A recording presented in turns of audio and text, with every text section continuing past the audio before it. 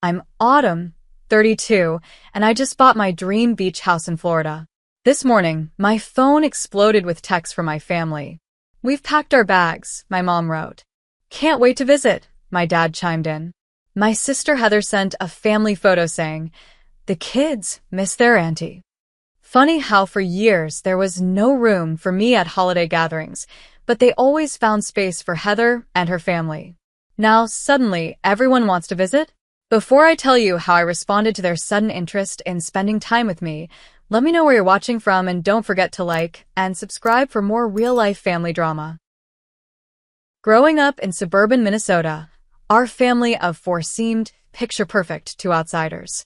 My parents, Linda and Robert, had good jobs, mom as a high school English teacher and dad in insurance sales. Our modest two-story home had a white picket fence and a backyard swing set. But inside those walls, the family dynamic was anything but balanced. From my earliest memories, my sister Heather, 2 years younger, was the undisputed star of our family. She was naturally pretty with honey blonde hair and bright blue eyes that mirrored my dad's. Outgoing and bubbly, Heather made friends easily and lit up rooms with her presence. She was athletic too, playing soccer and later becoming a cheerleader. My parents never missed a single game or competition. I was different. Quiet, studious, with brown hair and hazel eyes that didn't quite match either parent. I preferred books to balls, science to socializing.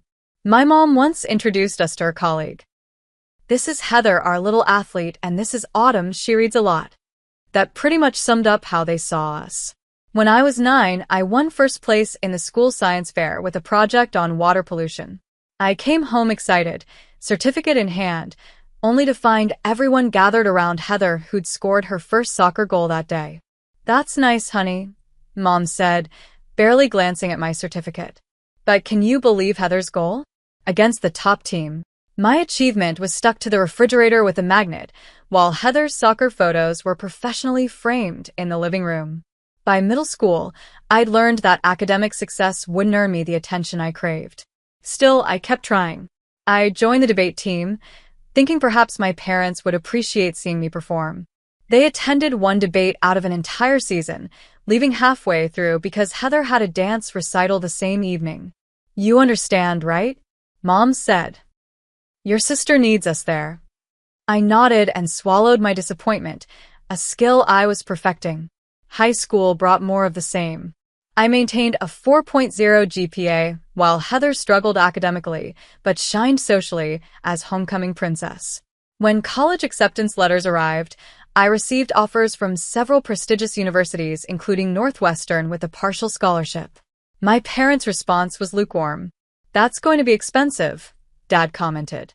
2 weeks later, when Heather made cheerleading captain, they took the whole family out for a celebration dinner at the fanciest restaurant in town. The pattern was consistent, but subtle enough that voicing it would make me sound petty. After all, they never neglected my basic needs. I had food, clothes, a comfortable room. The neglect was emotional, a quiet preference that spoke volumes in accumulated moments. My saving grace during those years was Grandma Eleanor, my dad's mother. Unlike my parents, she noticed me. She'd visit from Milwaukee monthly, bringing books she thought I'd enjoy. You have a remarkable mind, she'd tell me. Never dim your light for anyone. In her small apartment filled with plants and books, I felt truly seen. When I was 16, I found Grandma Eleanor in her kitchen baking cookies for my visit. You know, she said, handing me a warm chocolate chip cookie, sometimes families develop blind spots.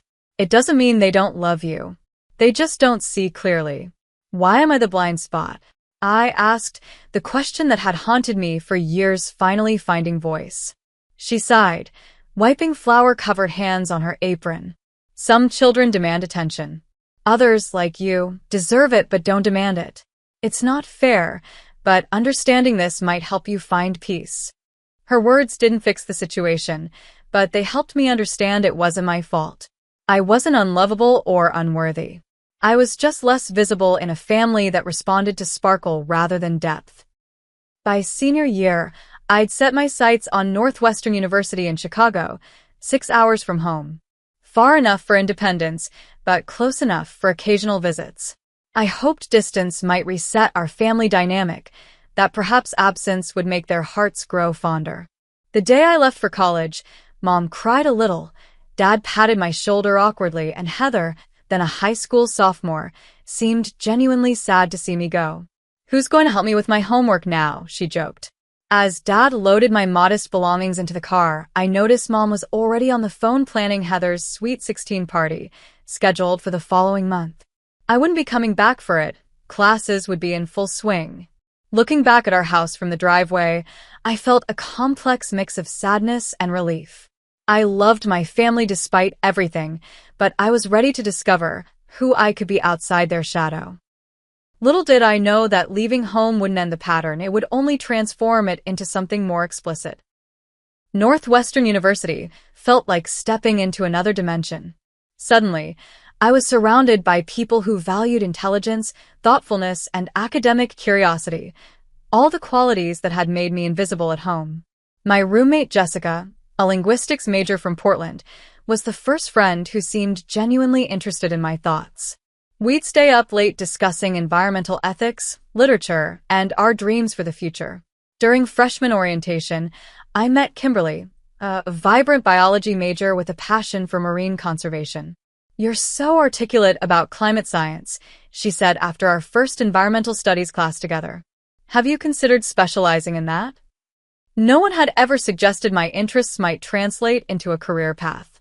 My parents had vaguely assumed I'd become a teacher like my mother, a respectable fallback rather than a passionate pursuit. With Jessica and Kimberly, I formed a tight-knit group that gave me the emotional support I'd craved. We studied together, challenged each other intellectually, and celebrated our achievements, however small. When I aced my first college-level chemistry exam, they insisted on taking me out for ice cream. "This is a big deal. You destroyed that curve." Kimekleimet. I almost cried, not over the ice cream, but because someone thought my success was worth celebrating. Meanwhile, life continued in Minnesota. I called home weekly, conversations that followed a predictable script. Mom would answer, give me a quick update on her classes, then launch into extensive updates about Heather, her latest achievements, boyfriend drama, and social calendar. If Dad got on the phone, he'd ask practical questions about my courses and whether my scholarship was secure for the next semester. My first holiday break, Thanksgiving of freshman year, I was eager to go home. I'd earned straight A's in my first quarter, joined the environmental club, and even started volunteering at a local conservation center. I had stories to share, achievements I hoped might finally register with my parents. But when I called to confirm my arrival time, Mom sounded hesitant. "Oh, honey, we've made other plans. Heather's boyfriend Kyle is coming with his parents and Grandma and Grandpa Peterson. The house will be quite full." I could sleep on the couch, I offered, my stomach sinking. "Well, Kyle's parents are taking the guest room, and Grandma and Grandpa will be in your room. Heather and Kyle are in hers. There's just no room, sweetie. Maybe Christmas?" I spent that Thanksgiving with Jessica's family in Chicago suburbs.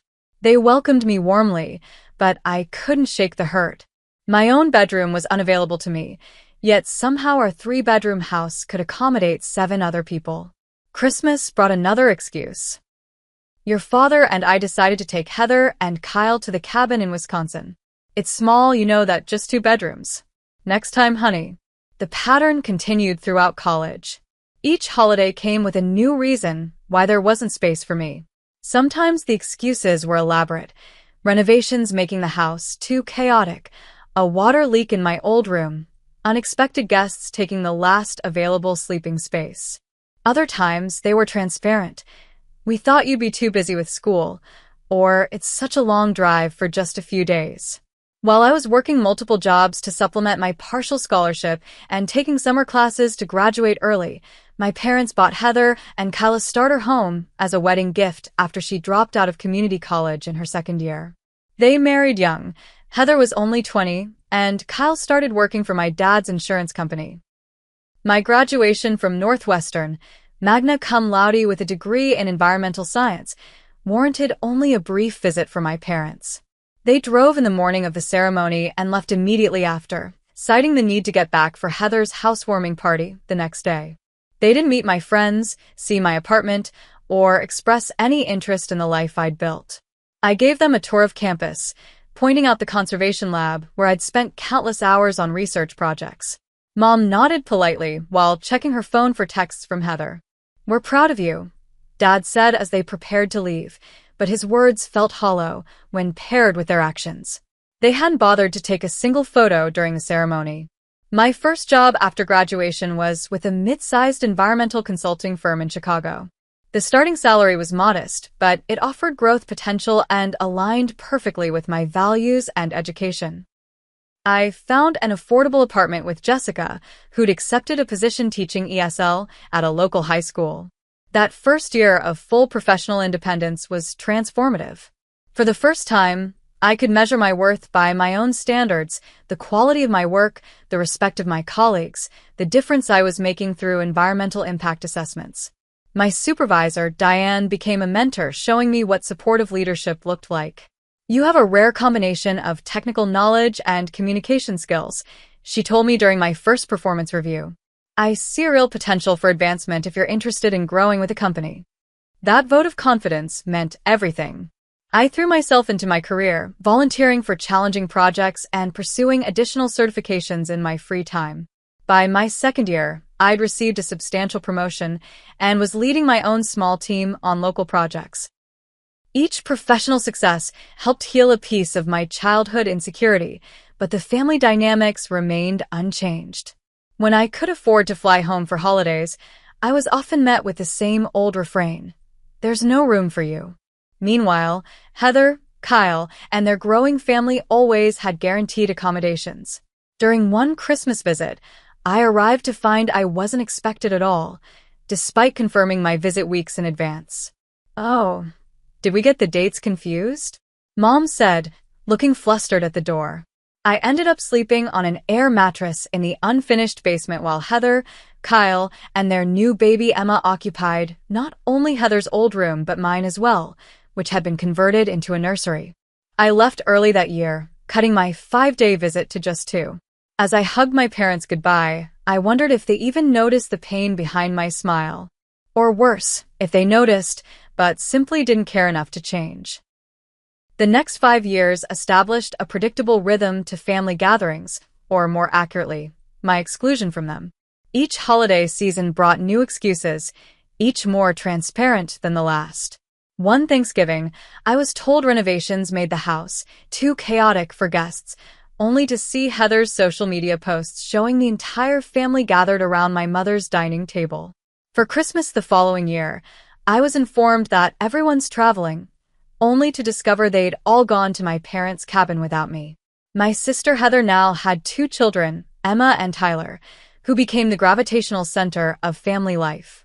My parents transformed into doting grandparents, restructuring their lives around the grandchildren's schedules. My father even reduced his work hours to babysit twice weekly. The Christmas gathering 3 years ago remains particularly vivid in my memory. After being assured there would definitely be room this time, I flew from Chicago to Minneapolis, bringing carefully selected gifts for everyone, including custom art supplies for my niece Emma, who showed creative talent, and a set of science books for 4-year-old Tyler. When I arrived at my parents' house with my arms full of wrapped packages, my mother opened the door with a startled expression. "Autumn, was that today?" "Oh dear, we weren't expecting you until tomorrow." Behind her, I could see the dining room table set for dinner, hear voices and laughter from the kitchen. The smell of my mother's traditional beef roast filled the air. "Mom, I emailed you my flight details last week." My confirmation said December 23rd at 2 p.m. She waved dismissively. "Well, you know how busy it gets this time of year." Come in. "We'll make it work."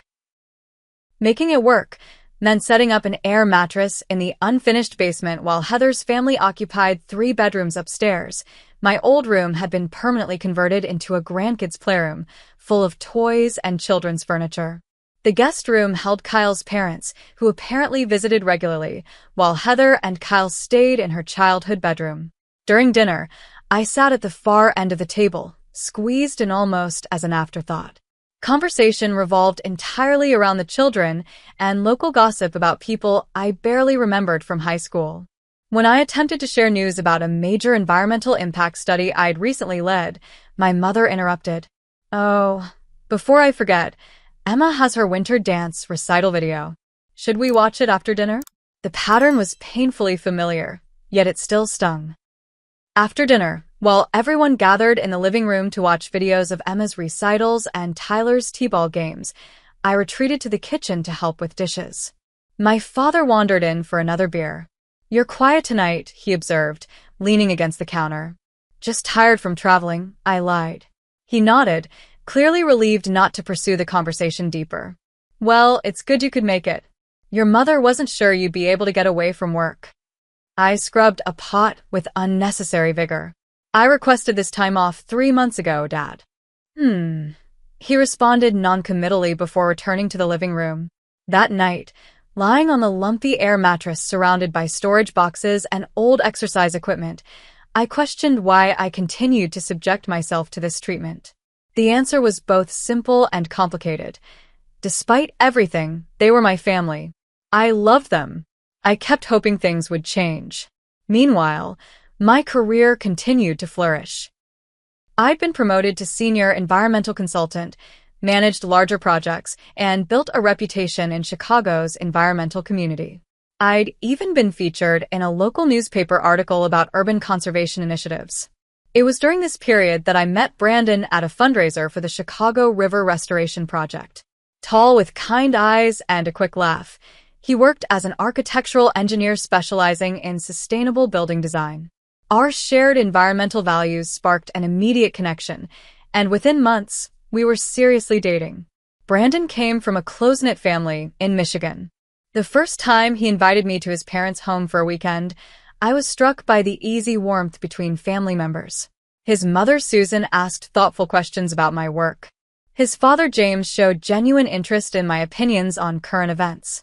His sister, Melissa, teased him affectionately, but treated me with genuine kindness. No one was excluded or overlooked. "Your family is amazing," I told Brandon during the drive back to Chicago. "They're pretty standard," he replied with a shrug. "They loved you, by the way." "How can you tell?" "Mom already added you to the family group text. That's basically adoption in the Williams household." 6 months into our relationship, Brandon accompanied me to Minnesota for Easter. I'd warned him about my family dynamics, but he remained optimistic. "Maybe they'll behave better with an outsider present," he suggested. His optimism faded quickly. We arrived to find my parents' driveway packed with cars, Heather and Kyle's SUV, my Uncle Jeff's truck, and 2 unfamiliar vehicles. Inside, the house buzzed with activity. My mother barely paused her conversation with my aunt to greet us. "Oh, you made it. Find space wherever you can. We're about to hide eggs for the kids." No one offered to help with our bags or show Brandon around. We stood awkwardly in the entryway until my father noticed us. "The basement's set up for you too. Hope that's okay." Brandon's expression shifted from confusion to concern as we descended into the unfinished space. The same air mattress awaited, this time with a slightly newer set of sheets. "Where's everyone else staying?" he whispered. "Upstairs in actual bedrooms," I replied flatly. Throughout the weekend, Brandon witnessed the pattern I described. During the Easter meal, my parents lavished attention on Heather's children while barely acknowledging our presence. When Brandon mentioned our recent volunteer work with an urban farming initiative, my mother nodded distractedly before turning to coo over Tyler's new haircut. On the drive back to Chicago, Brandon was uncharacteristically quiet. "I'm sorry," I finally said, breaking the silence. "I should have prepared you better." He reached over to squeeze my hand. No, I'm sorry. I didn't fully believe it would be that blatant. "The way they treat you, it's not right, Autumn." Maybe I'm overreacting. They're not terrible people. Not being terrible isn't the same as being good. You deserve better. That conversation marked a turning point. Seeing my family through Brandon's eyes helped me recognize that the pattern wasn't coincidental. It was intentional. And more importantly, it wasn't normal. The following week, I called my mother directly, determined to address the issue. "Mom, I need to talk to you about something important. Can it wait, honey? I'm on my way to pick up Emma from ballet. It's about how I'm treated when I visit. The sleeping arrangements, the lack of interest in my life. She sighed heavily. Are you still upset about the basement? It's a perfectly adequate space. It's not just about the sleeping arrangements. It's about always feeling like an afterthought in this family while Heather and her family get the royal treatment. That's ridiculous. We don't play favorites. Mom, I've slept on an air mattress for the last 7 visits while everyone else gets proper bedrooms. Well, Heather has the children to consider. They need structure and proper rest. And I don't deserve a decent night's sleep? You're being dramatic, Autumn. You've always been so sensitive. If you'd call more often or visit more regularly like your sister, maybe you'd feel more included. The circular logic was maddening. I wasn't included because I wasn't present, but when I tried to be present, I wasn't included. After that conversation, I made a difficult decision. I would spend holidays with Brandon's family instead. Their genuine warmth helped heal wounds I'd carried for years. You're always welcome here, Susan, Brandon's mother, told me that first Thanksgiving at their home. We've got plenty of room. The simple phrase brought unexpected tears to my eyes. The following spring brought unexpected career developments. My environmental consulting firm had been contracted for a major restoration project in Miami, and my supervisor Diane recommended me to lead the field assessment team. It's a 6-month assignment initially, she explained, but there's potential for it to become permanent if you're interested in relocation. The Miami office is expanding, and they need someone with your expertise. The opportunity was professionally exciting, bigger projects, more responsibility, better pay. But personally, it presented complications. Brandon and I had been dating for nearly 2 years, discussing a future together. His architectural firm was firmly established in Chicago. You should take it, Brandon said when I shared the news. It's an amazing opportunity. What about us? 6 months is a long time for long distance. He smiled, but I could see the concern in his eyes. We'll make it work. Weekend visits, video calls. It's only 6 months. We both knew environmental projects rarely followed neat timelines. 6 months could easily become a year or more.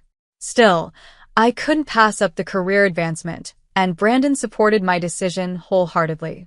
The first few months of long distance worked better than expected. Brandon flew down 1 weekend a month, and we explored Miami together, South Beach, Little Havana, the Everglades. I flew back to Chicago when project schedules allowed. Video calls became our nightly ritual. But gradually, the strain became evident. Brandon's firm took on a major sustainable housing development, demanding 60-hour workweeks. My fieldwork often took me to remote areas with poor reception. Our calls grew shorter, less frequent. Weekend visits were postponed, then canceled altogether. 4 months into the assignment, during a rare weekend together in Miami, we faced reality over dinner at a beachside restaurant. I love you, Brandon said, reaching for my hand across the table. But I don't think either of us is happy with half a relationship. I nodded, fighting tears. And neither of us wants to ask the other to give up their career. Maybe in a different time or place. We'd have figured it out, I finished. Our breakup was amicable, but devastating nonetheless. Brandon had been my first healthy relationship, showing me what genuine support felt like. Losing that connection left me adrift in a city where I knew few people outside of work. Miami's initial charm faded as loneliness set in. I threw myself into the restoration project, working long hours and weekends. The professional success was undeniable. Our team's assessment had identified critical habitat areas previously overlooked, and my recommendations were incorporated into the final conservation plan. My supervisors were impressed enough to offer me a permanent position as Regional Assessment Director, a significant promotion with a substantial salary increase. Taking the permanent role meant officially leaving Chicago behind. I listed my portion of the apartment I'd shared with Jessica, shipped my belongings south, and signed a lease on a small apartment in Coral Gables. The finality of these actions hit me hard. I was truly starting over alone. Gradually, Through workplace connections and a local environmental volunteers group, I began building a social circle. Rachel, a vibrant environmental attorney with a passion for ocean conservation, became my first close friend in Miami. Diana, a soft-spoken botanist specializing in coastal plants, joined our regular happy hours and weekend excursions. Their friendship helped anchor me during the transition. "You need to explore more of Florida," Rachel insisted one Friday evening over drinks. "Miami's great, but there's so much more to see. Let's do a weekend trip to the Gulf Coast." That first road trip to St. Petersburg opened my eyes to a different side of Florida. Away from Miami's glamour and bustle, the Gulf communities offered a more relaxed pace. Pristine beaches stretched for miles with fewer crowds. Historic downtown areas featured charming shops and restaurants in restored buildings. I fell in love with a small beachside community near St. Petersburg during our third weekend excursion. Unlike Miami's flashy oceanfront, this area preserved natural coastline alongside modest, colorful beach cottages. "This feels right," I told Rachel as we walked along the shore. "Like somewhere you could actually build a life, not just vacation." Over the next several months, I spent many weekends exploring the area, getting to know locals, researching property values. With my recent promotion and careful saving, homeownership seemed increasingly possible. I began working with a local realtor, viewing properties whenever I could make the 4-hour drive from Miami. The beach house appeared on a listing late one Thursday evening, a 2-bedroom cottage with a screened porch, just 2 blocks from the shore. Built in the 1960s, it retained charming period details while featuring necessary updates like a new roof and updated electrical. Most importantly, it had a spacious garden filled with native plants and enough room for visiting friends. I drove over the following morning, having rearranged meetings and delegated project tasks to my team. The moment I walked through the door, I knew. This was home, not just a house, but the sense of belonging I'd sought my entire life. Making an offer required emotional courage as much as financial commitment. This would be my place, chosen by me, paid for by me. A tangible manifestation of the independence and success I'd built despite family patterns that had undervalued me. When my offer was accepted, I sat alone on the empty porch steps and allowed myself to cry, tears of pride, relief, and a strange sense of vindication. The closing process took 6 weeks. I drove to St. Petersburg for the final walkthrough and signing, then spent that first night in my new home with just an air mattress, ironically, a suitcase, and a bottle of champagne Rachel had gifted me. Sitting on the porch watching the sunset, I took a photo of my bare feet propped against the railing, Gulf breeze tousling my hair, and posted it to social media with a simple caption, "Home sweet home." #BeachHouseDreams, #NewChapter. I hadn't expected much response from my family. Over the years, they'd shown minimal interest in my career milestones or life updates. The barrage of messages that followed caught me completely by surprise. My phone began buzzing with notifications within an hour of posting the beach house photo. The first message came from my mother. Autumn. "What a gorgeous view. When did you buy a house? Florida looks wonderful this time of year. Your father and I have been saying we need a break from Minnesota winter. Perhaps we could visit soon? Love, Mom." Before I could respond, my father texted, "Congratulations on the house, kiddo. Always wanted to visit the Gulf Coast. Good fishing there, I hear. Let me know when would be a good time for a visit." Dad. Then came Heather's lengthy message. Precis. "Why didn't you tell us you bought a beach house? It looks amazing. The kids have been begging to go to Florida forever.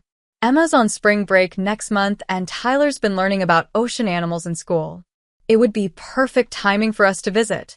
Cal could use some time away from work too. How many bedrooms do you have? Is there a pull-out couch? Send more pics. Heartsuit, heartsuit, heartsuit." The messages continued rolling in. Uncle Jeff wondering if I was near good fishing spots, Aunt Susan asking about nearby attractions, even distant cousins I barely spoke to expressing sudden interest in reconnecting. I sat on my porch, champagne forgotten, staring at my phone in disbelief. For years, I'd extended invitations to visit me in Chicago, Invitations met with polite declinations or outright ignoring. I'd offered to pay for my parents' lights for my 30th birthday 2 years ago, planning to show them my favorite Chicago spots and introduce them to my friends.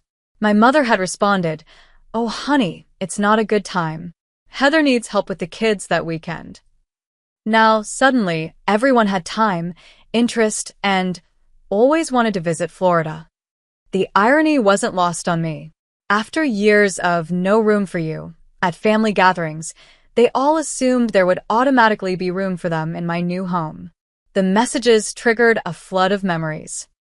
Last Christmas, when I called to ask about visiting Minnesota, my mother had said, "We're keeping it small this year, just immediate family."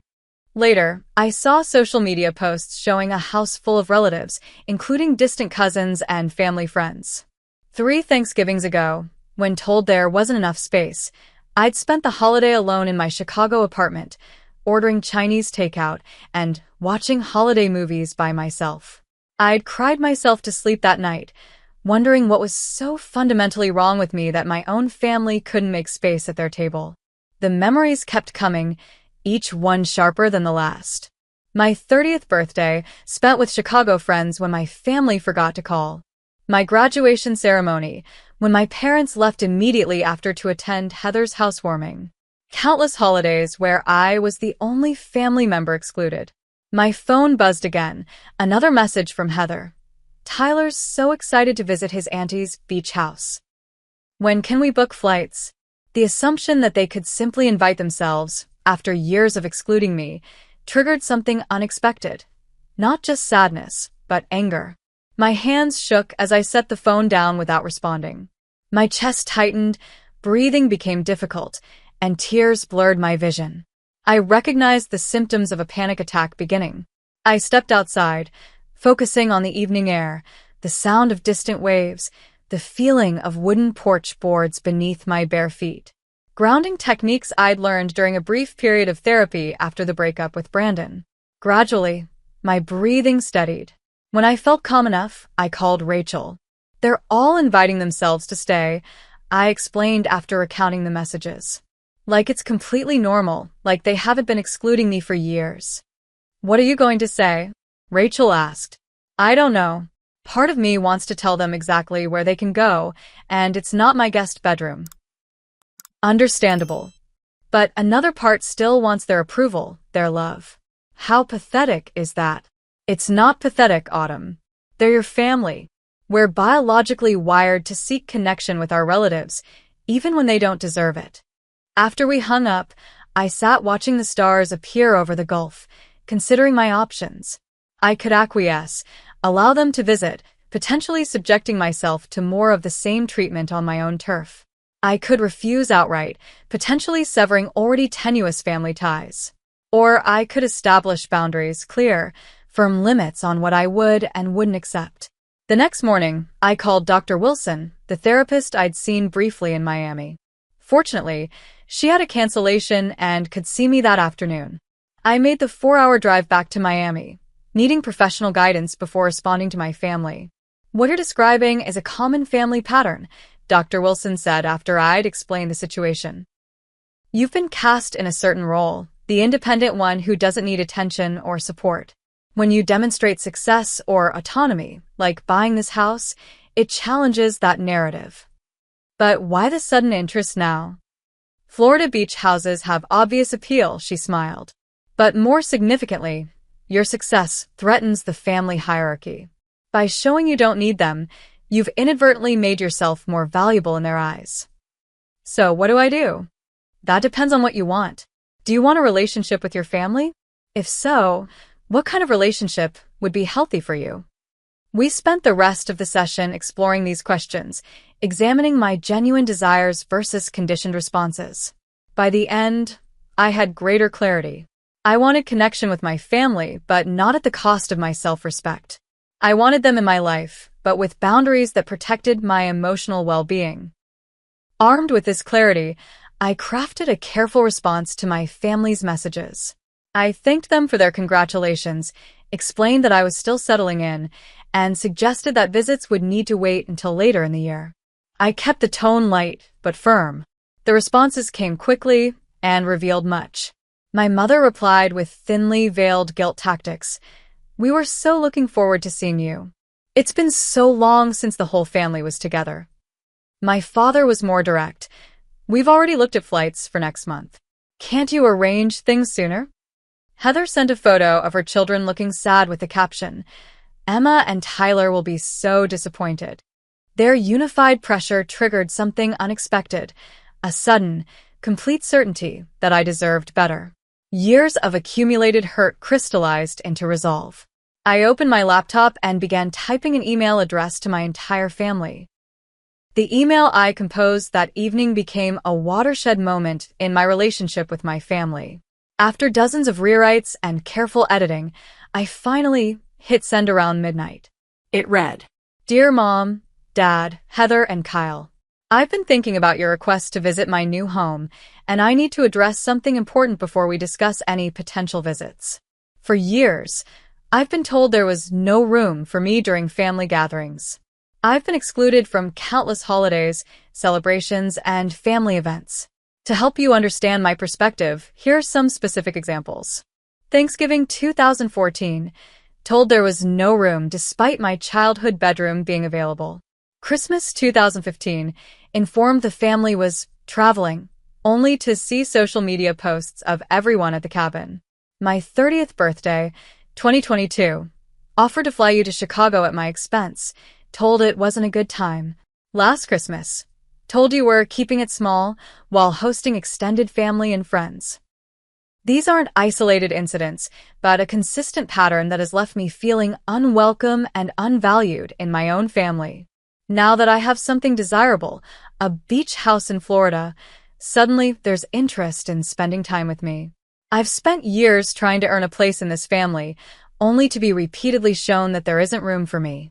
So you'll understand why I find it difficult to make room for you now. I'm not writing this to hurt anyone or to get revenge. I'm writing because I believe in honesty, and because I still hope for a healthier relationship with all of you. But that relationship needs to be based on mutual respect and consideration. I'm open to rebuilding our connection, but it will take time and effort from everyone involved. For now, I'm not comfortable hosting overnight guests as I settle into my new home. If you visit Florida in the future, I'd be willing to meet for dinner and show you around the area. I hope you can understand and respect my position. With love, Autumn. I slept fitfully that night, waking repeatedly to check my phone. By morning, there were no responses. The silence continued through the day as I drove back to St. Petersburg, unpacked more boxes, and arranged furniture deliveries. By evening, I began to wonder if they'd received the email at all. Then my phone rang, my mother. I took a deep breath before answering. "How could you write such hurtful things?" she demanded without preamble. "After everything we've done for you." "Mom, I wasn't trying to hurt anyone. I was being honest about my experiences. You've always been so dramatic, Autumn. We never excluded you intentionally. Life gets busy, plans change. Not everything is a personal attack. It's not about one incident, Mom. It's about a pattern that's continued for years." "Well, your father is very upset." Heather was in tears. The familiar guilt tactic surfaced, but this time they didn't work. Years of therapy and self-reflection had strengthened my resolve. "I'm sorry they're upset, but my feelings matter too. I've been hurt repeatedly, and no one seemed concerned about that." The conversation continued in circles, my mother alternating between defensive denial and emotional manipulation. When we finally hung up, nothing was resolved, but I felt oddly lighter. I'd spoken my truth, regardless of whether it was accepted. My father called the next day, his approach more direct. "Your mother's beside herself, Autumn. I don't know what's gotten into you, but this isn't how our family deals with problems." "That's exactly the issue, Dad. Our family doesn't deal with problems. We pretend they don't exist, especially when they involve how I'm treated." "That's ridiculous. You've always been welcome." "When, Dad?" "Name one holiday in the past 5 years when I was actively included, when someone made sure there was proper space for me, when my presence was a priority." His silence spoke volumes. Heather's reaction came via text. a lengthy message accusing me of jealousy, selfishness, and trying to ruin our family. She insisted I'd always been included when it was possible and that her children's needs naturally took precedence. Some of us have actual families to consider, she wrote. The barb intended to highlight my single, childless status. I didn't respond immediately to Heather. Her message required careful consideration, and I didn't trust myself to reply without escalating the situation. Instead, I focused on settling into my new home and community, joining a local beach conservation group and exploring nearby nature preserves. A week after my email, I received an unexpected call from Uncle Dave, my father's brother. We'd always been friendly, but not particularly close. I heard about what happened, he said after initial pleasantries. Your dad called to complain about your ridiculous accusations. My heart sank. I suppose you're calling to tell me I'm being unreasonable too? Actually, no. His voice softened. I've seen how they treat you, Autumn. At family gatherings, holidays. The difference in how they respond to you versus your sister. It's not right, and it's not your imagination.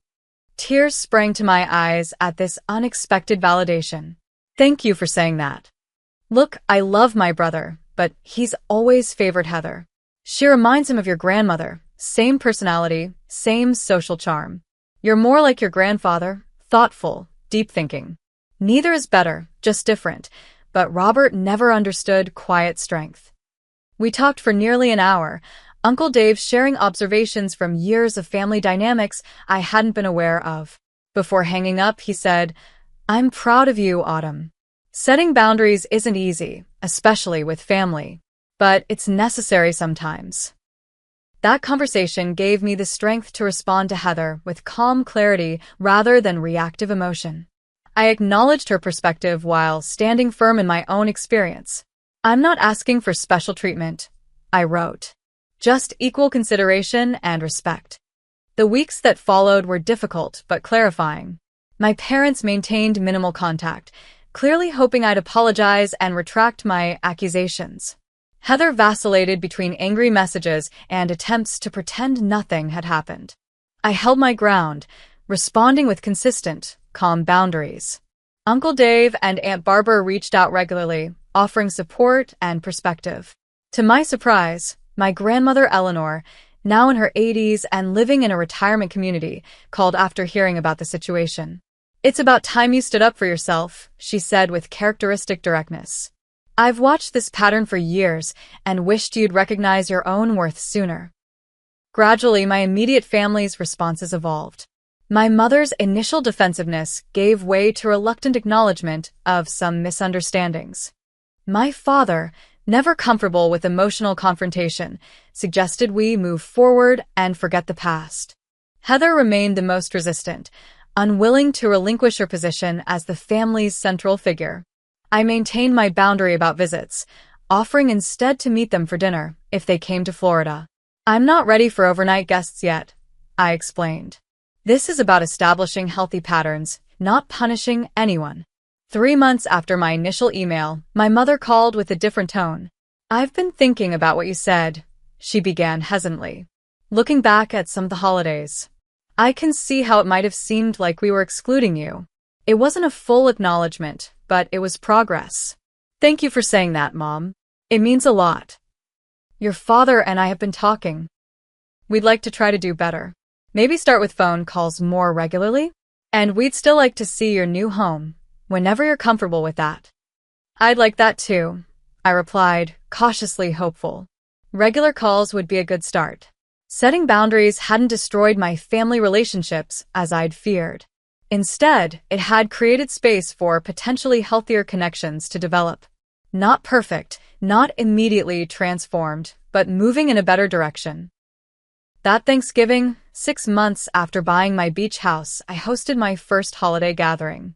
Not for my immediate family, that bridge was still being carefully rebuilt, but for my chosen family. Rachel and Diana drove from Miami.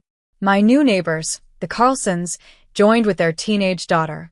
2 colleagues from the conservation group brought homemade pies. My small cottage was filled with laughter, genuine conversation, and the warm embrace of people who valued me exactly as I was. We ate on the screened porch, watching pelicans dive into the Gulf waters as the sun set in brilliant orange and pink streaks. Instead of traditional turkey, we had a seafood feast sourced from local fishermen. No one relegated me to an air mattress or treated me as an afterthought. Everyone contributed to the meal, helped with cleanup, and expressed genuine interest in each other's lives. "This is what holidays should feel like," Rachel observed as we sat around the fire pit in my garden that evening. "Comfortable, not performative." To chosen family, Diana raised her glass. "The people who see us clearly and love us anyway." The toast resonated deeply. Throughout my life, I'd measured my worth through my biological family's eyes, coming up short every time. Now I recognized the wealth of connection available beyond those limited confines. My relationships with my immediate family evolved slowly in the months that followed. True to her word, my mother began calling weekly.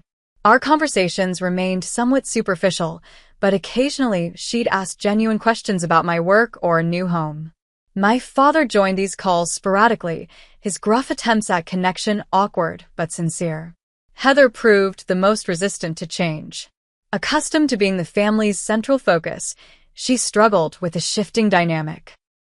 Her messages oscillated between performative interest in my life and subtle digs about my dramatic boundary setting. I maintained consistent, kind responses without allowing her to pull me into old patterns. In February, Grandma Eleanor visited for a week, my first overnight guest. At 83, she'd lost none of her sharp insight or direct manner. We spent mornings on the porch watching shorebirds, afternoons visiting local gardens and art galleries, and evenings sharing family stories I'd never heard. "Your grandfather would be so proud of you," she told me one evening. "Not just the career success, though that too. He'd admire your courage to stand up for yourself while still keeping your heart open." "I wish I'd known him better," I said, treasuring these connections to my past. "You're more like him than you know." He was always the quiet strength in our family, the one who held things together without needing the spotlight.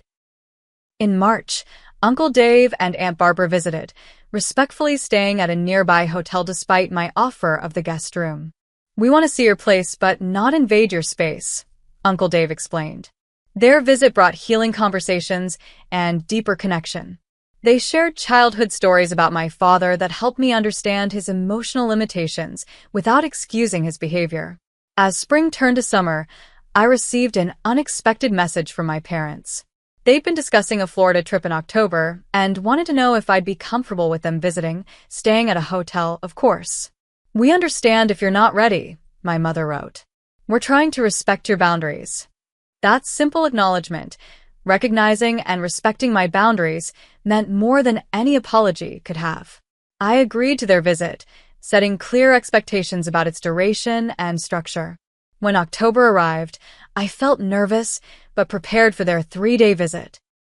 I'd arranged dinner reservations, a boat tour of the bay, and plenty of independent exploration time for them. They arrived on a Friday afternoon, my father looking uncomfortable in vacation clothes, my mother clutching a houseplant as a gift. "Your home is lovely," she said after the tour, genuine appreciation in her voice. "You've created something special here." "Thank you," I replied, the simple acknowledgement warming something long cold within me. The visit wasn't perfect. Old patterns occasionally surfaced.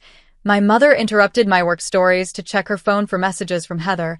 My father struggled to show interest in my conservation projects. But there were also moments of genuine connection. My mother admired my garden of native plants.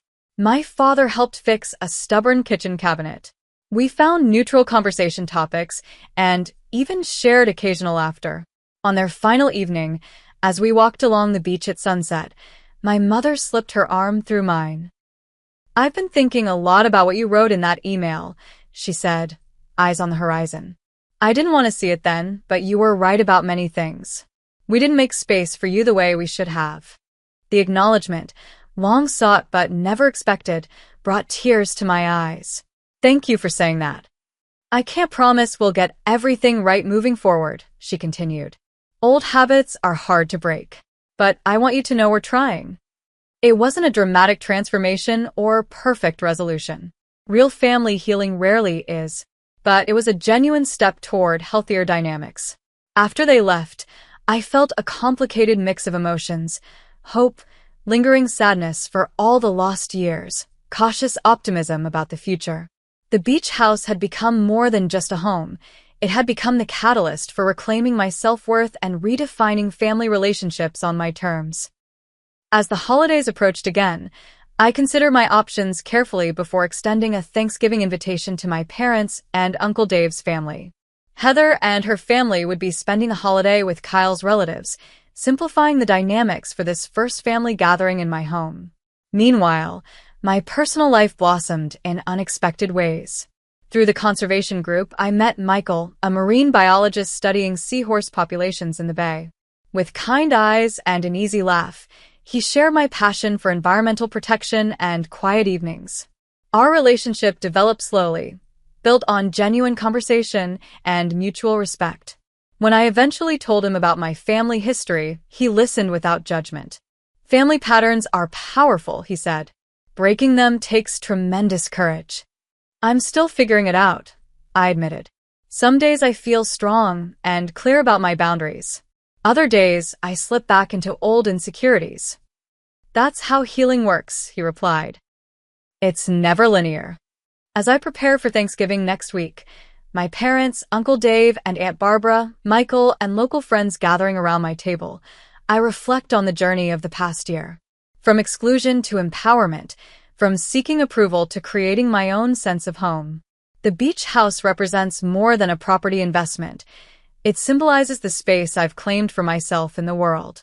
A space where I determine who enters and how they must behave to remain welcome. A space where there is always room for kindness, respect, and genuine connection. If you've ever felt like the outsider in your own family, know that you're not alone. Creating boundaries isn't selfish. It's necessary for healthy relationships. Sometimes the family we choose becomes more important than the family we're born into. And sometimes, setting those boundaries creates the possibility for healing we never thought possible. Have you ever had to set difficult boundaries with family members? How did it change your relationships? Share your experiences in the comments below. If this story resonated with you, please hit that like button and subscribe for more real-life family stories. Thank you for listening, and remember, you deserve to be treated with respect and consideration, especially by those who claim to love you.